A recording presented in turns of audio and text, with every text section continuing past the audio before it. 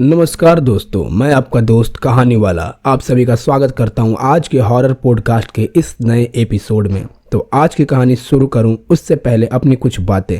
यह channel audio based है, तो आप जिस भी डिवाइस में इस कहानी को सुन रहे हैं उसे साइड करें, कान में ईयरफोन्स लगाएं और कहानी का लुत्फ उठाएं। दूसरा, हम इस चैनल पे स्टोरीज के पीछे ऐसे इफेक्ट और बैकग्राउंड म्यूजिक नहीं डालते।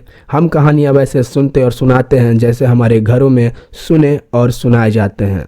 चलिए बिना किसी वक्त को गवाए आज की कहानी शुरू करते हैं। आप मेक श्योर करें कि आप नीचे सब्सक्राइब और वीडियो को लाइक ज़रूर करें ताकि मैं आपसे दोबारा मिलता रहूं ऐसी ही अमेजिंग कहानियों के साथ। दोस्तों, क्या मैं आपसे कहूं कि इंडिया का सबसे बड़ा जेल, हालांकि इंडिया ही नहीं एशिया का सबसे बड़ा जेल, जहां बड़े बड़े धुरंधर क्रिमिनल्स और बड़े बड़े नेताओं को रखा जाता है, वो एक हॉन्टेड प्लेस है। तो क्या आप इस बात को मानोगे? आज की कहानी में कुछ रिटन फैक्ट्स और बुक के अकॉर्डिंग बता रहा हूँ। तो चलिए आज की कहानी शुरू करते हैं। कहानी है तिहाड़ जेल की। दोस्तों, यह वही तिहाड़ जेल है जो आए दिन सुर्खियों में रहता है।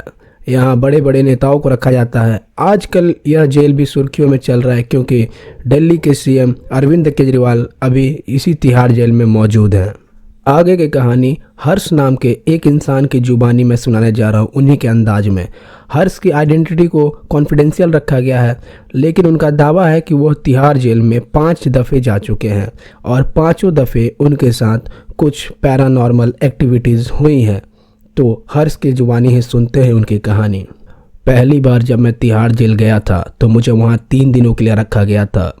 एक दिन मेरे एक साथी सेल वाले से कुछ बहस और वो बहस काफ़ी गर्माहट में बदल गई थी, तो मुझे उस सेल से निकाल के एक अकेले सेल में डाला गया था। उस रात मैं उस सेल में बैठ के एक अखबार के टुकड़े को पढ़ रहा था, तो मुझे ऐसा महसूस हुआ कि मेरे सामने कोई आके बैठता है।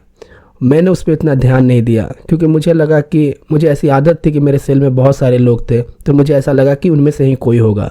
फिर एक अचानक से ख्याल मेरे दिमाग में कौंधा कि मैं तो इस सेल में अकेले बंद हूँ। तो मैंने उस अखबार के टुकड़े को साइड किया और मैं थोड़ा सा अचेत होके उसे देखना चाहा कि कौन सामने आके बैठा है, पर वहाँ कोई नहीं था।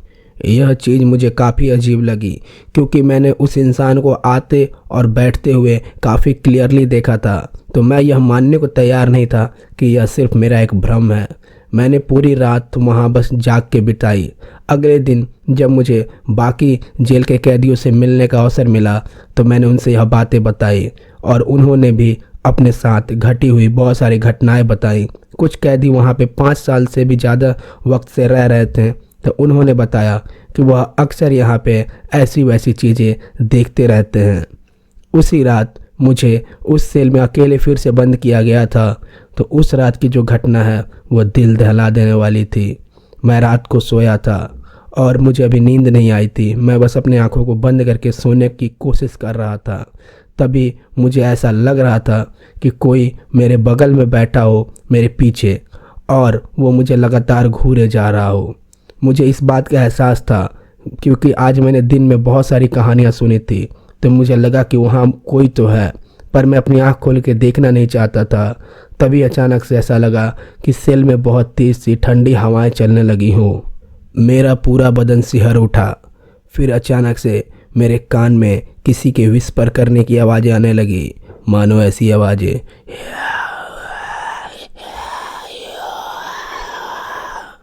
ऐसी आवाज़ों से मैं बहुत तंग हो गया और मैं कांप रहा था।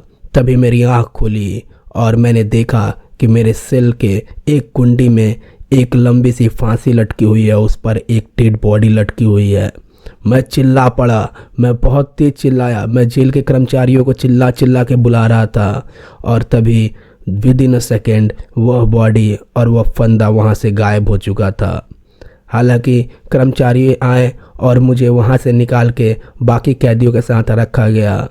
आज भी जब वह घटना मुझे याद आती है तो मेरा कलेजा दहल उठता है। कुल मिला के मैं 5 दफ़े तिहाड़ जेल में रुका हूँ और हर दफ़े ऐसी ऐसी हॉन्टेड घटनाएं मेरे साथ घटित हुई हैं। इनमें से एक कॉमन घटना था जो कि मेरे सेल में मौजूद 30 व्यक्तियों ने महसूस किया था। रात के 2 बजे हमारे सेल के एक खिड़की पे ग्रिल्स के ऊपर कोई लटका हुआ दिखाई दे जाता था। यह एक्सपीरियंस मेरे साथ साथ उसमें पड़े 30 लोगों ने और किया था, तो हम अक्सर उसे इग्नोर कर दिया करते थे। हालांकि कभी उसने किसी को हानि नहीं पहुंचाई थी, पर वह हमें सोने भी नहीं देता था। तो दोस्तों, यह था हर्ष का एक्सपीरियंस। मैं अब आपके साथ कुछ और लोगों के एक्सपीरियंस शेयर करने जा रहा हूं, जिनमें से एक नाम है अभिनव शुक्ल। अभिनव शुक्ल का कहना है कि जब वह तिहाड़ जेल में एक रात के लिए बंद थे, तो उन्हें एक स्पेशल सेल में रखा गया था। वो अपने सेल में सोने की कोशिश कर रहे थे, तभी देर रात उनकी आंख खुली। उसका वजह था कि उनके चेस्ट में अचानक से बहुत तेज पेन फील हुआ। जब उन्होंने आंख खोला तो उन्हें ऐसा धुंधला धुंधला दिखाई दिया कि उनके चेस्ट पे कोई बैठा हुआ है।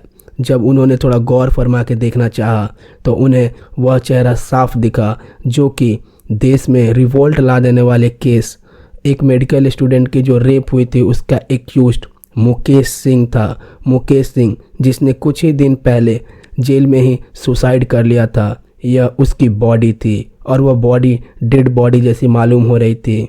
ये चीख पड़ा। इसके चीखते ही वह बॉडी वहाँ से गायब हो चुकी थी। अब इसके छाती पे कोई नहीं था। ऐसी और हजारों कहानी और इवेंट्स हुए हैं जो कि यह बताते हैं कि कैसे इस जेल में हॉन्टेड चीज़ें होती रहती हैं, हॉरर चीज़ें होती रहती हैं। पर फिर भी मैं 1 मिनट के लिए इन चीज़ों को दरकिनार कर देता हूँ। लेकिन उस जेल के एक फॉर्मर लॉ ऑफिसर की एक बुक ब्लैक वारंट, जो कि सुनील गुप्ता एक फॉर्मर लॉ ऑफिसर रह चुके हैं तिहाड़ जेल के, उनकी एक बुक है। उस पे एक चैप्टर है जो कि डेडिकेटेड है वहाँ पे देखे गए घोस्ट के बारे में, जिनमें उन्होंने कहा है कि उनके कैदियों ने यह दावा किया है कि उन्होंने अफजल गुरु और मकबूल भट्ट का बॉडी को घूमते हुए इधर उधर बहुत दफ़े देखा है, जिनको तिहाड़ जेल में ही फांसी दी गई थी। तो अगर कोई लॉ ऑफिसर ऐसी बातें करता है तो आपको इन चीज़ों में मानना तो पड़ेगा ही। तो जी दोस्तों, ये थी आज की कहानी। आप मेक श्योर करें कि आप मेरे चैनल को सब्सक्राइब जरूर करें, ताकि मैं और भी अमेजिंग स्टोरीज लेके आपके साथ आता रहूं। मैं आपका दोस्त कहानी वाला आपसे कल फिर मिलूंगा एक नई कहानी के साथ।